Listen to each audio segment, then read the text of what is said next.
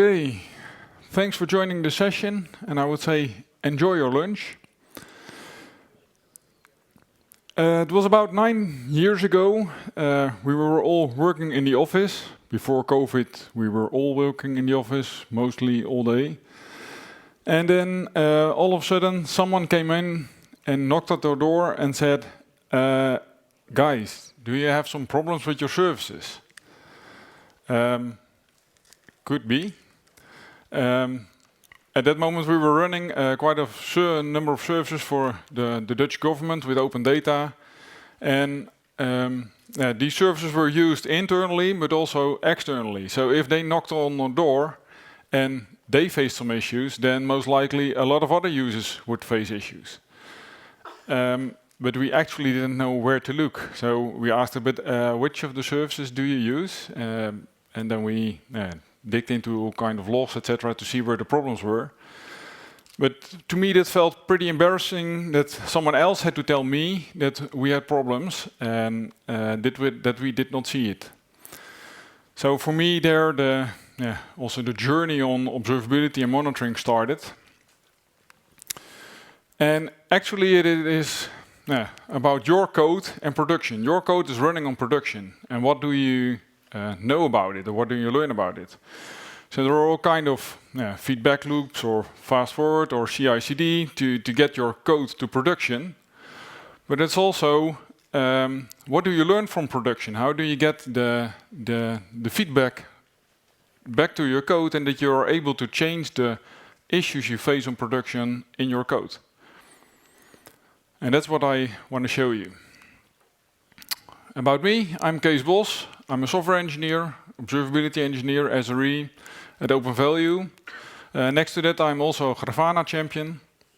And I'm always interested in how is the code running on production? What can you do? What can you learn from it? How can you improve it? And I also like to visualize that, because my experience at least is if you see it in visual in front of you, you can learn from it, you can also change it and see what the results of it is, and then you can improve it as well. Visualizing that is a perfect way, at least for me. Sometimes I write articles about that. These are available on my website, ceesbos.nl, and also on the OpenValue website. And also all the things I'm showing you now, the slides, but also code examples are available online. So you can go to go.ceesbos.nl/devox2025 and you can find all information as well. A few years back, another project I was working on, they asked me, Cees, can you have a look? We have some problems. They were running 17 Docker containers on one system, all provided by a vendor. But now and then there were issues. It was not stable, and they asked me, can you have a look? We don't know what the problems are. We need more help. Now and then, the memory was growing for a number of these containers. And then if you have them all on one machine, in the end, the Linux out-of-memory killer comes on and just kills the biggest one, and then it's gone. They did not configure the auto-restart, so it was gone. So easy fix, just enable the auto-restart, and at least the service is back. But what is causing the high memory? Can we get more information about that to see what's actually going on in these containers? Actually, what is observability? In the end, observability is about what can you learn from your system, how is it behaving based on the data it generates. And that can be a lot of things. And OpenTelemetry can help with that. Rather than a black box, your service can turn into a white box, and then you actually discover that there is a lot going on in it. And from that you can learn and you get more insights. OpenTelemetry, what is OpenTelemetry actually? It is a set of standards, but it's also a vendor-agnostic SDK libraries for all kind of programming languages. It's a set of APIs, but it's also the protocol, so how to transfer the data from your application to the backends where you want to store it. And also one of the important things, it's about naming conventions. One of the hard things for developers is naming. How do you name the things? How do you name your function or class? But also, how do you name your metrics or your labels or your attributes? So that's good to have conventions on that, and especially if you have them across languages, then you can also do more analysis based on that. OpenTelemetry has the support for metrics, logs, traces, and nowadays also profiles. A lot of information is available on OpenTelemetry.io. OpenTelemetry is also part of CNCF. CNCF is known about Kubernetes. That's the biggest project. But the second one is OpenTelemetry. All vendors in the OpenTelemetry in the observability space are contributing to OpenTelemetry as well. This is also a part of how you could configure your setup. So here at this part you have, for example, auto-instrumentation or the usage of APIs or SDKs. To get more insight, here is listed microservices, but it can also be about a monolith or a legacy systems. You can get more information out of that, and you push the data with the OTLP, the OpenTelemetry line protocol, to either a backend directly or to an OpenTelemetry collector. In that collector you can collect the data, but also do filtering, modifications, all kinds of things you want to do with it. In the end store it in the storages. And that is not part of OpenTelemetry, so there's where the vendors come in as well. And then either you can run it locally or you can use a SaaS solution.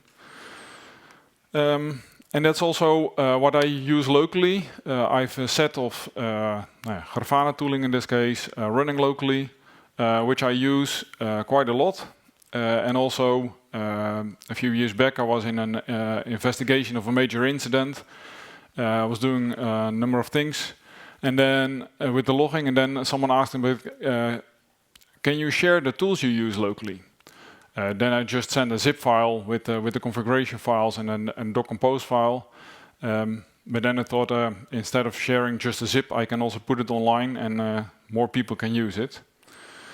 And that's what I use in this demo as well. Back to the problems. So one of the things I used at that time was the zero code or the auto-instrumentation. And with the auto-instrumentation you can get metrics, logs and traces out of the box, the black box, which then turns into a box where you can see more details.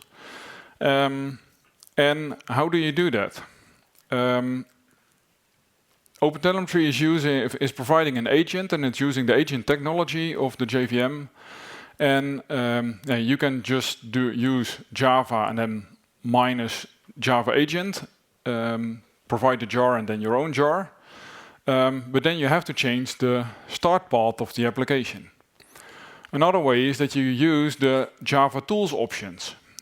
Environment variable where you place the start of the agent, and then you can leave the way you start your application untouched. And then still the agent will be picked up. And that's also, so we got Docker images from a vendor, so we could not change these images. But what you can do, if you mount the OpenTelemetry jar to the container and you add an environment variable, then you can get more information out of it. So that's what you can do with Docker Compose, but also on Kubernetes. You can do that in the same way, either through a config map or a sidecar and put the jar and the volume, etc. Or you can use the OpenTelemetry operator, which is also using auto-instrumentation. I have a demo prepared with a number of problems, and two of them I will show you now. The first one I mentioned already was about the memory issue, and the other one was also for these containers we faced issues with errors. and there were some null pointer exceptions, but also some other errors. So we asked the vendor, okay, but could you fix these issues based on the stack trace? But then they said, yes, we like to, but we need actually some more context because these exceptions occur due to the data sent to these services. And there was quite a payload which was sent to that service, and based on that some calculations were done, etc. So, okay, but then we need at least payload logging, and then based on the payload we can provide you more information. And I'll show you how that works also with OpenTelemetry, how you can get more correlation with that. In the setup, I used K6 to generate some load on 2 instances of the same service, alpha and beta. They are actually using the same code base. The OpenTelemetry agent is added to the image, and based on that, telemetry data is sent to the setup, and then we can view these details with Grafana.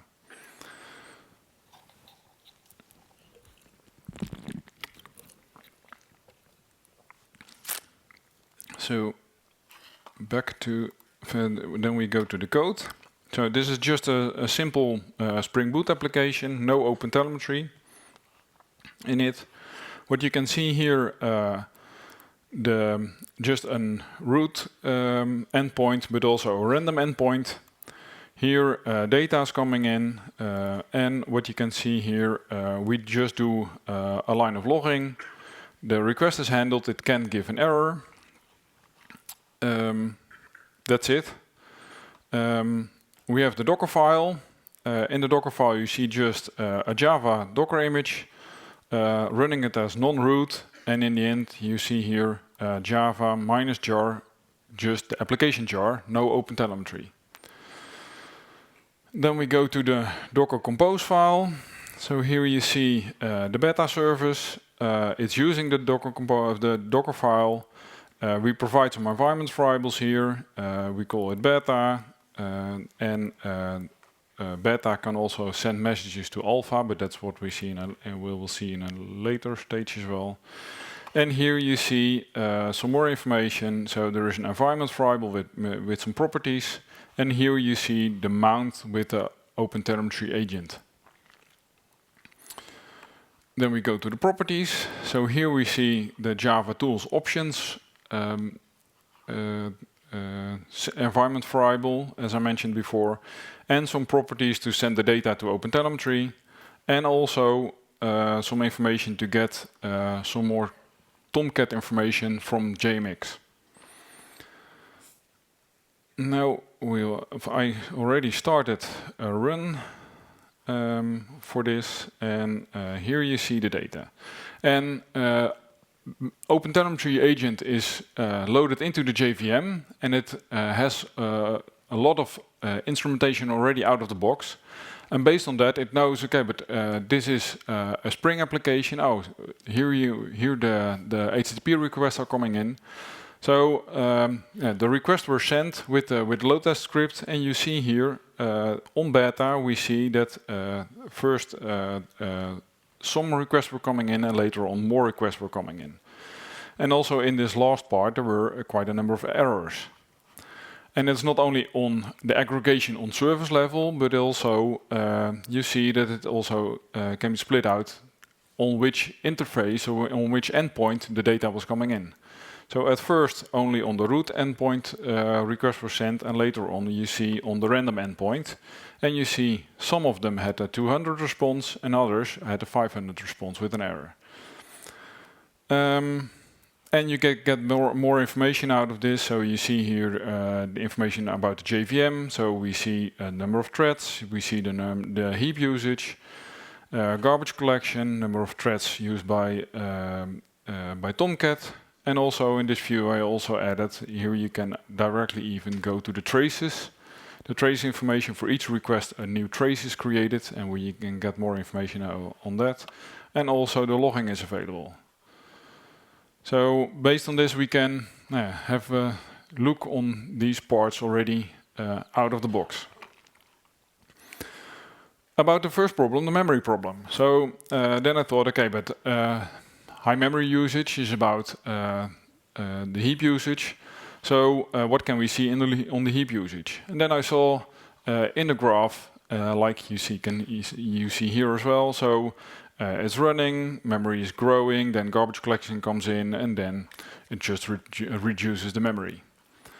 So, and that's what I also saw with the growing memories, the growing containers. Then I thought, but actually it looks like pretty okay. If the garbage collection is active, it just reduces the memory, which fine. So I don't see actually a problem with a memory leak or something like that. And then I realized, but if we have the containers running on a machine with a lot of memory, what does Java do when it sees I have a lot of memory? Then it thinks the max heap, I'll put it on 8 GB. But if you have then 17 containers where they all think, but there's plenty of room, no problems, there's no need to make the garbage collector active, then they will grow all, and if they all grow, then you get some issues. So, but we can limit the memory usage as well. So then I thought, okay, but what if we put just a memory limit in the container? We tell the container you're not allowed to use all memory, but just a portion. In this case, 1 GB. And that's what here is configured on alpha. So if I now switch to alpha, you see with the heap same pattern. Here you see the committed heap and the used heap. Garbage collector is a bit more active, but if you then check the max heap, that's not 8 GB, but way less. So actually, the memory problem and the growing memory of the container was not a problem of the container itself, but it was a configuration issue. But with more insight, you can get find the ways how you can solve the problems. The other one about the errors, let's go to the log lines. So here we see the errors. Let's have a look. I will open it in this view, then we can see it a bit better. I will zoom in a bit. So what you can see here automatically is the number of log lines created, and also you see the info and the error trace of the lines with errors in red. And we can scroll through these lines, and I will just zoom in up to a part. And here we see an error. Something went terribly wrong. Okay. And based on this, we see already also the stack trace available for the exception. And also with OpenTelemetry, OpenTelemetry keeps track of the line which is being logged, but also information about which process was logging this, what Java version was used, which OpenTelemetry version was used, etc. And also, because the log line was part of a request, and for that request a trace was created, also it keeps track of that trace ID. So from the logging, we have the trace ID as well. So just with this exception itself, we still don't know what was wrong, only it was terrible wrong.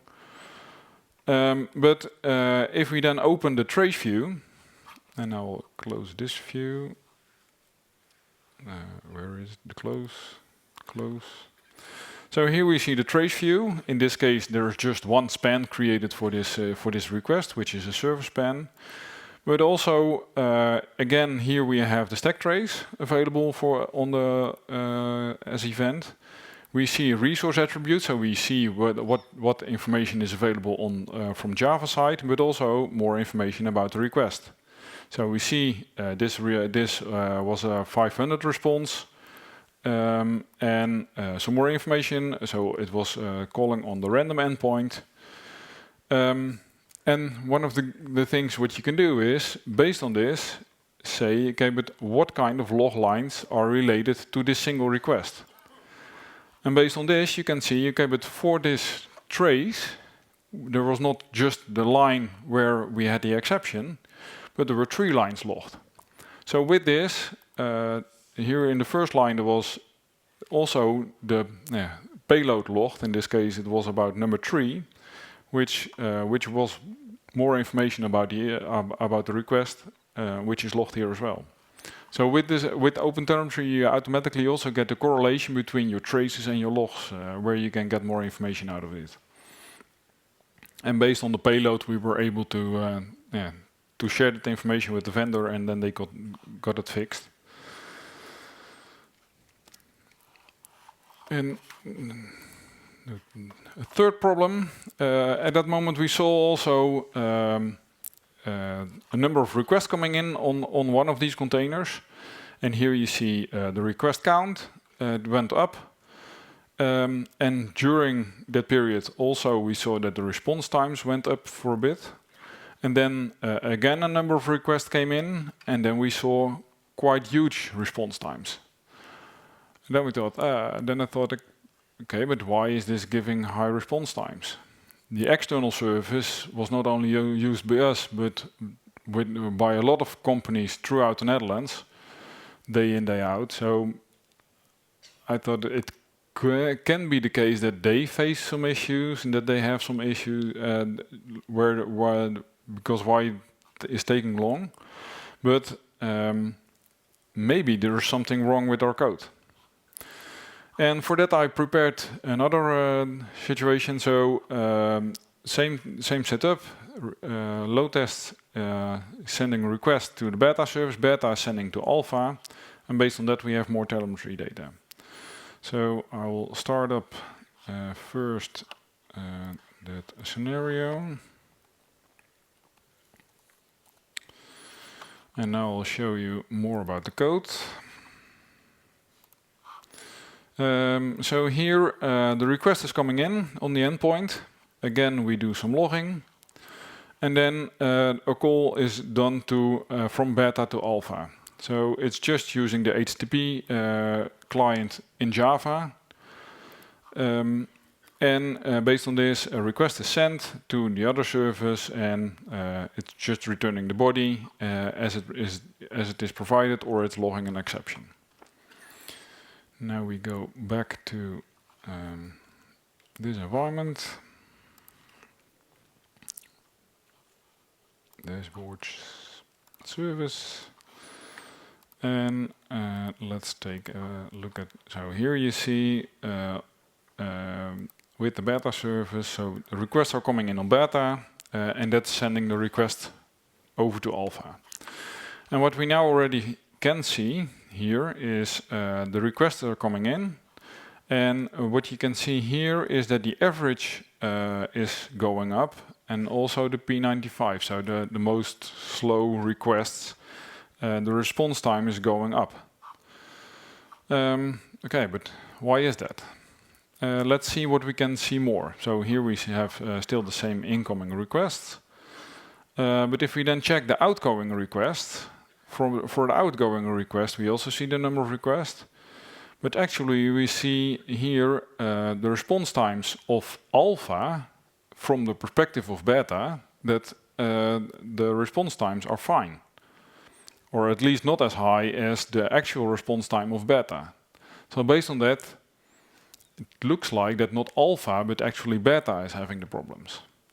So if we then have a look more, so there is no issue with the heap usage. So we see here the number of threads going up on Tomcat. So let's see if we can find here one of the larger traces. So let's see what we can learn from the trace.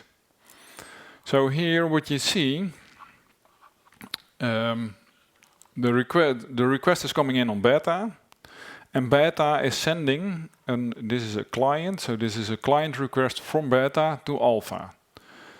And here you see alpha got the request as well, and alpha handled this request in 1.4 seconds, while the response of beta was 2.2.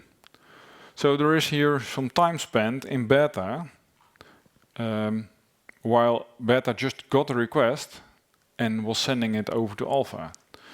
And if we now go back to this overview, you will see that even over time, the response times even get worse. So why is that? Now let's have a look at if we see more. Here we see something more about the threads. We have also blocked threads. That might be an indication of a problem. So based on this based on this data, we go back to the code. And now I'm curious if you are still awake. Can you find the problem? Yep, a synchronized method. Based on the synchronized, there is only one. You can only send one request at a time to the alpha service. So with that, the problem was not at the alpha service giving slow responses, but actually the way beta was handling the request and just sending the request one by one to alpha. So with the data, the observability data you see, you can go back to your code and then do the analysis. Where are the problems?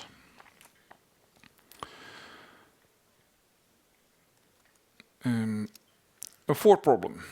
I had a Quarkus native application, and for native applications, you can't use the agent, because the agent technology part that's doing all kind of dynamic stuff, and that's not what you can do with the native application in this case. In this case, I created a portal with Quarkus. Showing the list of SharePoint sites which has to be retrieved from Microsoft. And that library, the MS Graph SDK Java library, was using OK HTTP client. I hope this is a bit visible, but what you can see here, again, a trace, and here with the trace view, you see just the request came on the portal, and it took 4.2 seconds to handle the request. So what can we do to optimize this? Because 4.2 seconds waiting on the response is not that great. But actually there is no more information. So what can we do to improve it, that we get more information? OpenTelemetry has the options for annotations. That's just a small library you can add to your code. And then if you use the OpenTelemetry agent, that is also picking up your classes annotated with this annotations. But also, for example, Quarkus also has support for it, and also Spring has support for it, that you don't have to include all kind of libraries, but just the small library, and then these annotations are known and can be handled. So here you can say in your code, with the annotation add with span, and then you can give it a name, then you can mark your parts of your code where you do the calculations, for example, you can mark them with a custom span. And by default it's an internal span, but you can also choose different types of spans. So I added that, and then you can see, okay, but here we got the request, and here we have the client span, but actually it is as large as the original request. So at least we now know that all time is spent in the retrieve SharePoint site, but it's not giving more information. So what can we do more? OpenTelemetry has also another small jar, which is the API jar. And from that, based on that, you can retrieve, for example, the current span, and then add information to that span. So in this case, I added an event. For each of the SharePoints, I retrieved the information. The name of the SharePoint site was added as an event. And I added an attribute about the count of SharePoint sites fetched. So let's see what information we get from that. So here you see again the retrieve SharePoint site span. Here you see the SharePoint site count 15. So at least we know for this case it retrieved 15 sites. And we see here a number of events, and for each of these events the time is added as well. So the moment an event occurs, it also registers the time, and that will give more information in this case. And we see already time is adding up here, so that already gives an indication. But I thought, what can we do more? For the OK HTTP client, there is support from OpenTelemetry.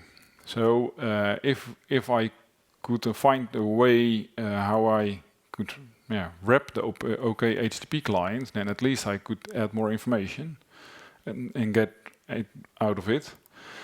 But the MS Graph library did not support it, but luckily it's open source, so a pull request was created and got merged. And based on that I got more information, and then you see the first request was done about which SharePoint sites do I have access to, and then for each of the sites the information was fetched. And when I saw this, then I thought, but this is not a good idea. Actually, I knew this already because I programmed it myself in this way, but if you then see it visually in front of you, then you realize, but this is not the actual way it should work. And what is the optimal way how to use it? So then you can think about, okay, can we make it parallel, or can we do caching or other optimizations? I did use the caching way. So then here, the first time the request is done, and when the cache is empty, you still see the number of requests going. But the second time, it's only what you only see here is the request is coming in on the back end. You see the retrieve SharePoint sites, the span, and here you see just one call to fetch the number of SharePoint sites you've access to, because that can change over time. And then for each of the SharePoint sites, the information is already available, so it's cached. So with the information available, you can also do the optimizations and see if it's actually working what you expect it to do. And then if we go one slide back, this is not what I only saw here for the SharePoint sites, but what I also have seen where for a request 20, 30, 40 times it was accessing the database. And then if you see it like that, then it's a good reason to at least have a look at it if it's the right way you access the database. Or, for example, Hibernate is doing way too much calls, and that you have to optimize the way you use Hibernate in this case. Connected services, connected problems. A lot of microservices are connected to each other, but if you then have a lot of these services running, how can you get more information out of it? We already saw that in the trace view that beta was calling alpha, and that already gives more information. But there are ways that you can combine the information and get more information, not just about your single service, but about all the services and the service graph you have. And that's the power of OpenTelemetry, because it is standardized, and even if you use different programming languages, that you get more information. OpenTelemetry, for example, provided a demo setup about a web shop where they created each of the components in a different programming language. I would say don't try this at home, or at least not in production.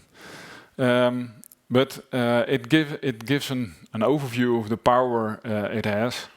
And in this case, for example, here you see a checkout service written in Go, sending a message to Kafka, and then on a .NET application or a Kotlin application, getting the message from Kafka and then doing actions on it.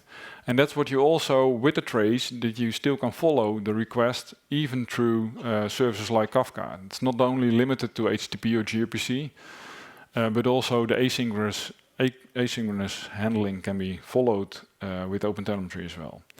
And because it's all standardized for all of these programming languages, then also the analysis what you can do based on that, you can standardize. And then you can, for example, create a service graph for the same web shop, where you can see the user request, the user is sending it to the front-end proxy, and then, for example, this service is having an issue, but it has impact on your actual user. So if a complaint is coming in, then you know how to fix it, because then you might start having a look at your front-end or front-end proxy. But with this view, you can already see, but we have to look here to see what the issue is, because if we fix this one, then most likely the issues of the user are fixed. So we started with what is observability? How effective can you understand the behavior of your system based on the data it provides? And we touched upon a number of problems, and we saw it could be a configuration issue, and based on the data you can find where the problems are. And what's also really helpful is the correlation between the events, so the trace and the loss information, for example, we've seen in problem 2. But also that the different signals can provide you more insights on where are the gaps, for example. So the correlation is very useful, and also the standardization is powerful, because based on that you can also have more information across services. And my advice would be at least make sure that the data ingestion is standardized. All your data is sent, for example, to the OpenTelemetry collector, and based on that you can send the data to any observability stack, and that you can get insights into it. And now about you. How can you start using OpenTelemetry and also learn from what you can do? I prepared already an application observability code challenge, and with it you can focus on the coding part. So the code is available, also the stack is just available, you can just run it. And you can have a look at the results. And based on that, you can make some changes to the code, run the test again, and see did it improve or not. And if you like to, you can also use your own observability stack, or the stack you use normally in your day-to-day work, and that you can practice with that. Because if you have more experience with it, and you know how to recognize the problems, then you also are able to do that when it is running on production. And then you see the problems, then you know how to do it. And if you don't want to pollute your own system, you can also run on an online environment. There is also an online environment available on Killercoda.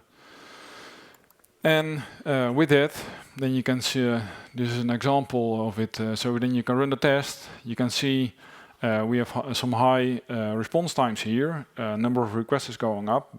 So something seems to be wrong, but can you find the problem? And if you make some changes, is it then the right change you make? Does it result in the expected response times, or is it going in a different direction? So with the help of OpenTelemetry, you can get more insights and then make the cycle over and over again between your code and the observability data. So next time they're knocking on your door, are you prepared? And how observable is your service?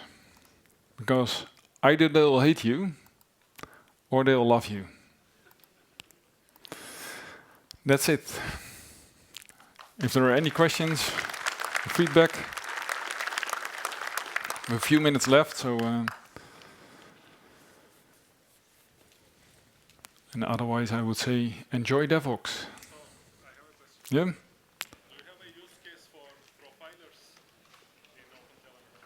So the use case for profiling on OpenTelemetry. So at least one of the incidents I've been with that with the new release of an internal SDK, CPU usage was very high. So then also the rollout of the new SDK version was put on hold. But it was the question, where is the high CPU usage coming from? So based on that, we used a profiler on a number of services to see where was the actual CPU usage coming from. And based on that, we were able to find the problems and fix it. Yeah, you had a question?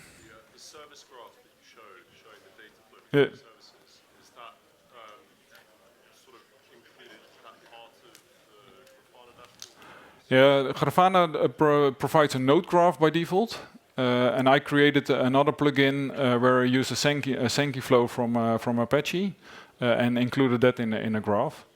Unfortunately, that is not open source at the moment yet, but we are working on that. Thank you. Yeah.